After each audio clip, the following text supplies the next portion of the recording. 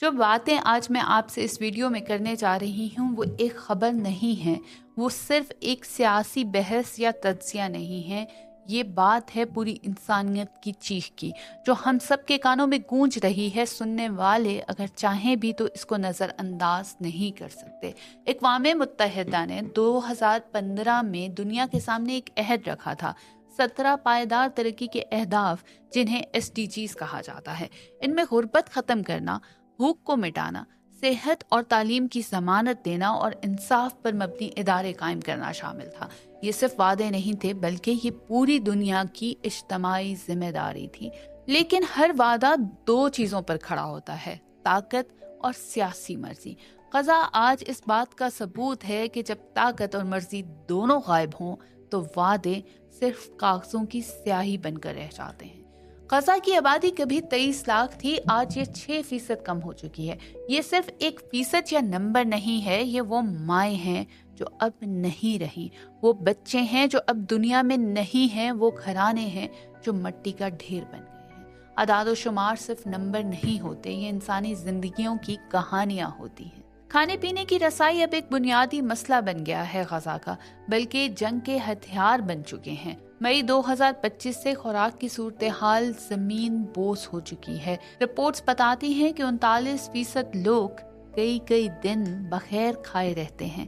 یہ صرف فاقہ نہیں بلکہ زبردستی کی بھوک ہے۔ 500,000 یعنی 5 لاکھ سے زائد لوگ قحط کی حالت میں ہیں۔ اقوام متحدہ کے اہداف میں دوسرا ہدف ہے زیرو ہنگر، لیکن آج غزہ میں بھوک ایک ہتھیار بن چکی ہے۔ تو کہاں گئے یونائٹڈ نیشن کے SDGs؟ اس وقت سب سے زیادہ متاثر حاملہ خواتین ہیں۔ 55,000 حاملہ خواتین میں سے 20% شدید غذائی کمی کا شکار ہیں۔ یہ محض ایک میڈیکل حقیقت نہیں ہے بلکہ ایک آنے والی نسل کی بقا کا سوال ہے، کیونکہ جب ماں بھوکی رہتی ہے تو بچہ کمزور پیدا ہوتا ہے اور پوری زندگی اس کے جسم اور دماغ پر وہ بھوک کا اثر رہتا ہے۔ غربت اپنی انتہا کو پہنچ چکی ہے۔ 2024 کے بعد غربت کی شرح 74.3% ہو گئی ہے، یعنی ہر 4 میں سے 3 افراد غربت کی لکیر سے نیچے جا چکے ہیں۔ اب یہ صرف ایک معاشی بحران نہیں رہا بلکہ انسانی معاشرے کی تباہی بن چکا ہے۔ پانی کی صورتحال دیکھی جائے تو وہ اور بھی خوفناک ہے۔ غزہ میں لوگ روزانہ صرف 3 سے 5 لیٹر پانی پر زندہ ہیں، جبکہ اقوام متحدہ کے مطابق کم از کم 15 لیٹر پانی روزانہ ایک انسان کے لیے لازمی ہے۔ یہ فرق صرف ایک ہندسہ نہیں ہے بلکہ ایک بیماری اور صحت کے درمیان ایک لکیر بن چکا ہے۔ ہیضہ، ہیپاٹائٹس A، جلدی بیماریاں اور گردوں کے امراض بہت تیزی سے پھیل چکے ہیں۔ ڈاکٹروں کی عالمی تنظیمیں چیخ کر کہہ رہی ہیں کہ پانی آلودہ ہے، لیکن کان سننے والے نہیں ہیں نا۔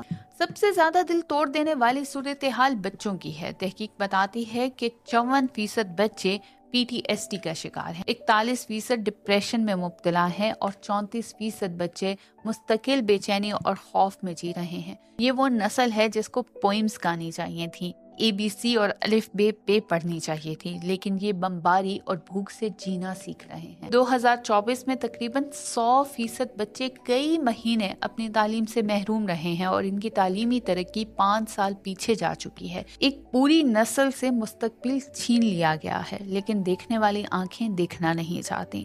ہسپتالوں کی حالت یہ ہے کہ وہ تباہ ہو چکے ہیں، کئی مکمل طور پر بند ہیں اور جو کھلے ہیں وہ بھی ایندھن اور دوائیوں کے بغیر ہیں۔ آکسیجنز ختم ہو رہی ہیں، ڈائلیسس بند ہو چکے ہیں، کینسر کے مریض بے یار و مددگار ہیں۔ جب بجلی جاتی ہے تو بیماری موت میں بدل جاتی ہے۔